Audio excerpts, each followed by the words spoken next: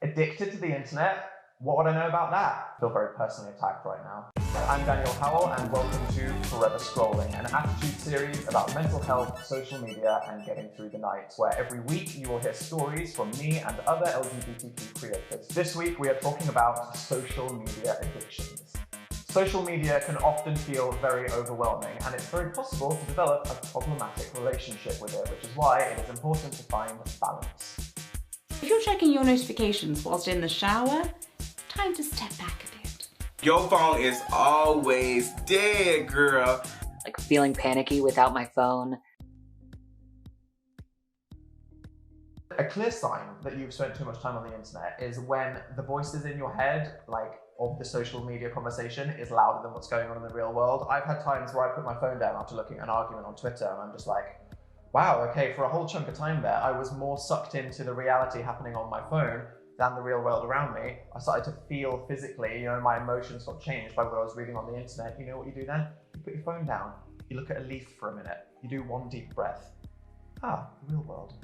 I knew I was getting to that addicted state because I had moments of anxiety when I didn't see a post doing well, or I needed to look at my phone to check on that post constantly.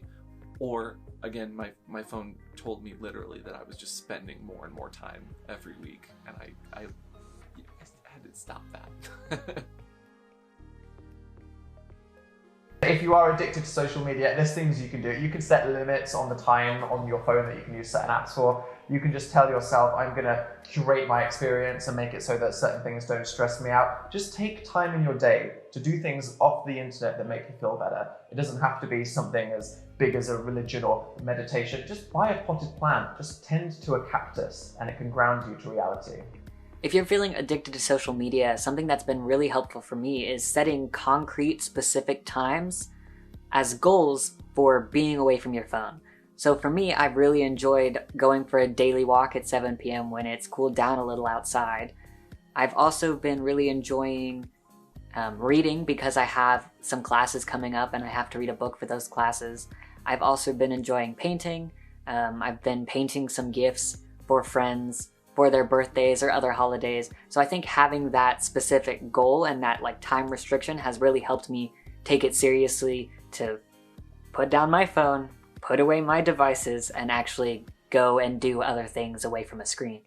When I look back, I was definitely addicted to social media when I was younger. That was just the place where all of my friends were. I didn't really have friends anywhere else. It was just Twitter and YouTube and Facebook and that was it. It was just internet friends. And I just used to tweet hundreds of times a day and just use Twitter as this open diary, which was not very healthy for me to do. And I don't really do that so much anymore. It was an unhealthy coping mechanism that I had. But one of the biggest things that has stopped me using social media in such an unhealthy way was turning off push notifications for everything except direct messages on WhatsApp and Messenger. I don't get any push notifications on any social media except from texts.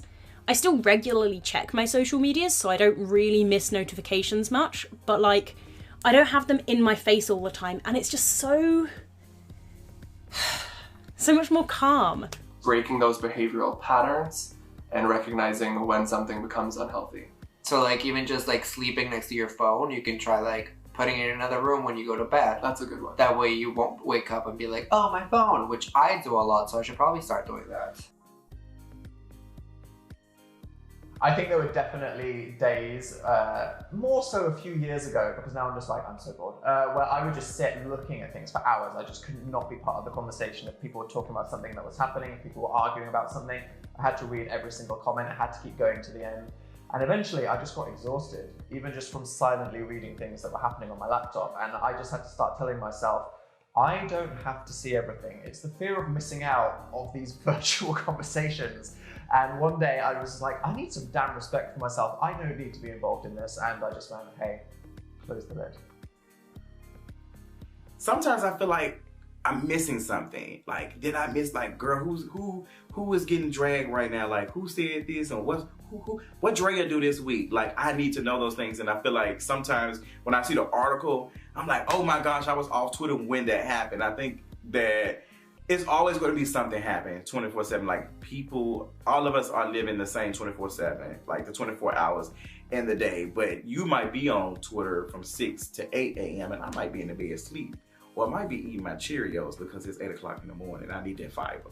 I would say I've never been addicted to social media, but I've definitely been dependent. Recognizing why you're spending so much time on your phone is key to understanding how to break the cycle. Are you chatting to your friends because you're feeling lonely? In which case, please continue.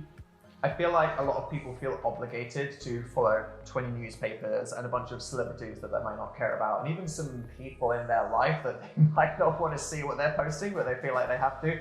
Don't do that, please. Your social media, the time that you spend on it, radical idea, make it stuff that makes you feel good. If you see something and it doesn't spark joy, unfollow. Hey, and if it's your mum and she added you on Facebook, just mute the notification. She'll never know about it. Just say you're busy. She'll never know. Sorry, mum. Thanks for watching this attitude video with me, Daniel Howell, and remember, you will get through this night. You are going to be okay. Leave a comment down below sharing your stories if you're happy to do so, and give this a like if you enjoyed it. And if you are interested in laughing at my pain and me going a bit too deep into the dark hole of my own sorry state and learning some stuff about mental health, you can pre-order my book, You Will Get Through This Night. So thank you very much to Attitude, and thank you for watching. Bye.